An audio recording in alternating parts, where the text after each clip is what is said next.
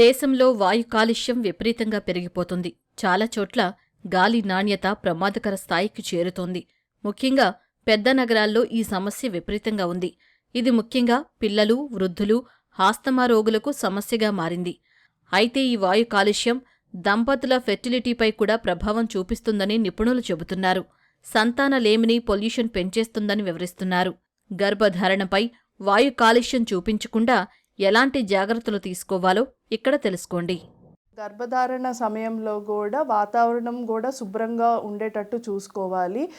వీలైనంత వరకు ఎక్కువ బయటికి, అంటే ట్రాఫిక్ టైం ఎక్కువ పీక్ అవర్స్లో కూడా బయటికి కొంచెం ఏదైతే విషవాయువులు ఎక్కువ ఉంటాయో ఆ టైంలో కొంచెం ఏదైనా అత్యవసరమైన పని లేకపోతే గనక బయటికి రాకోకుండా ఉంటే కొంచెం మంచిగా ఉంది.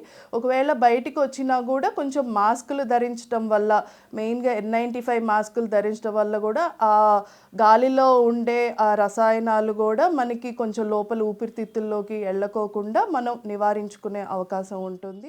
గాలిలో ఉన్న PM2.5 వంటి చిన్న కణాలు శరీరంలోకి చేరి హార్మోన్ల సమతుల్యతను దెబ్బతీస్తాయి.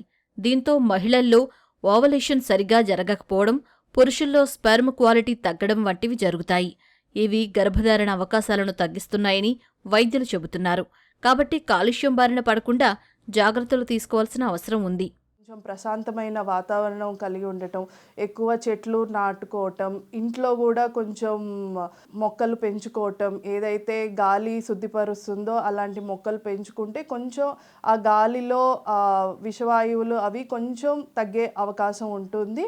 అండ్ ధూమపానం చేసే వాళ్ళ దగ్గరికి కూడా వీలైనంతగా దూరంగా ఉండి అవి పీల్చుకోకుండా ఉంటే కొంచెం మనం దీన్ని తగ్గించుకునే అవకాశాలు ఉంటాయి. అట్లాగే నీరు కొంచెం ఎక్కువ తీసుకోవాలి. క్రమం తప్పకుండా వ్యాయామం కూడా చేయాలి. అండ్ వీలైనంత వరకు కూడా మనం వాహనాలు కూడా కొంచెం తగ్గించుకొని పబ్లిక్ ట్రాన్స్పోర్ట్స్ కూడా వాడుకుంటే కొంచెం ఈ గాలిలో ఉండే ఆ విషవాయువులు కూడా కొంచెం తగ్గించే అవకాశం ఉంటుంది. వాయు కాలుష్యంతో ఎఫెక్ట్ అవ్వకుండా పోషకాలు మెండుగా ఉండే ఆహారాలు తినాలి.